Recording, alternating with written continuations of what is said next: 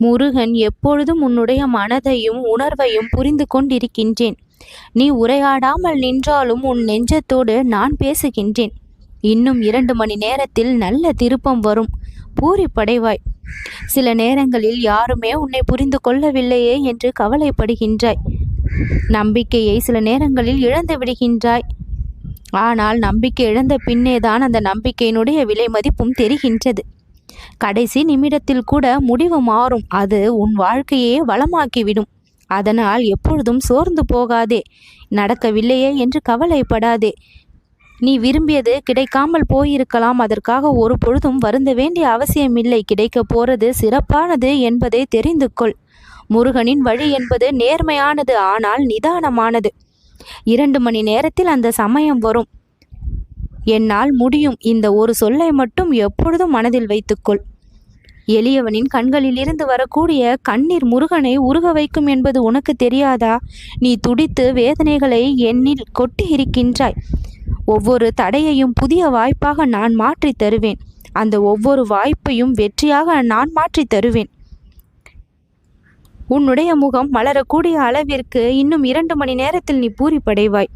காலம் உன்னை சோதித்தாலும் இந்த முருகன் நான் உன்னை கைவிட மாட்டேன் என்பதை நீ மறக்க வேண்டாம். பசியோடும் ஏக்கத்தோடும் கண்ணீரோடும் நீ செய்த ஒவ்வொரு பூஜையையும் இந்த முருகன் நான் ஏற்றிருக்கின்றேன். எவ்வளவு கண்ணீரை சிந்தியிருக்கின்றாய். இவ்வளவு கஷ்டத்தோடு நான் வாழ்ந்திருக்கின்றேனே முருகா, கண் கொண்டு என்னை பார்க்க மாட்டாயா? என் கஷ்டத்தை தீர்க்க மாட்டாயா? என் வேண்டுதலை நிறைவேற்ற மாட்டாயா? விருப்பத்தை பூர்த்தி செய்ய மாட்டாயா என்று மனமுருகி கேட்டிருக்கின்றாய்.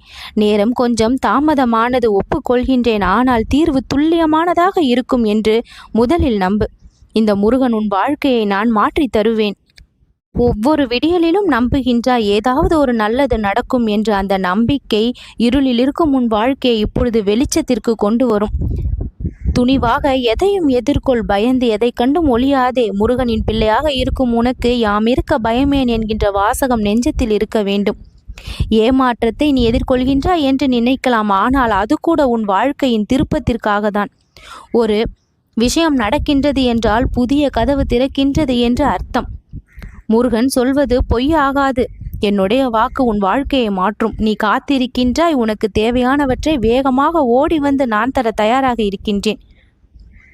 பூரிப்பு என்பது அன்னதானம் போல பகிர்ந்தால் பல மடங்கு பெருகும். இன்னும் 2 மணி நேரம் உன்னுடைய வழியை எல்லாம் நான் சந்தோஷங்களாக மாற்றி கொடுப்பதற்கு.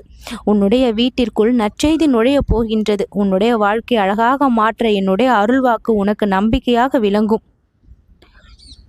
உயிருடன் இருக்கின்றேன். ஆனால் ஏனோ வாழ்க்கையை பிடிக்காமலேயே வாழ்கின்றேன். எந்த ஒரு உணர்வும் மகிழ்ச்சியை கொடுப்பது இல்லை. ஏதோ பிறந்தோம் வாழ்ந்தோம் என்பது போல நிலைமை சென்று கொண்டிருக்கின்றது என்று உணர்வு இருந்தால் இப்பொழுது அதை மாற்றிக்கொள்.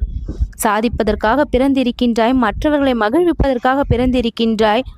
உன்னை நீ கவனமாக பார்த்து கொள்வதற்காகவும் பிறந்திருக்கின்றாய். உன்னுடைய நலனும் மிகவும் முக்கியம். அடுத்தவர்களுக்காக நீ சுயநலமின்றி பொதுநலத்தோடு வாழும் பொழுது உன் பிரார்த்தனை எதுவுமே வீண் போகாது. எல்லாமே ஒன்று விடாமல் என்னுடைய செவிகளில் கேட்டுக்கொண்டிருக்கின்றது. கஷ்டத்தில் இருந்து உன்னை நான் விடுதலை செய்வேன். நிரந்தரமான மகிழ்ச்சியை நான் கொடுத்தருள்வேன். என் மீது நம்பிக்கை வை. உன்னால் முடியும் என்று உன் மீதும் நம்பிக்கை வை. உன் முயற்சி என்னுடைய அருளினோடு சேர்ந்து வெற்றியை நிச்சயம் பெற்றுத்தரும். தீராத நம்பிக்கைக்குள் வளமான வாழ்க்கை பரிசாக கிடைக்கும். நல்லது நடக்கும்.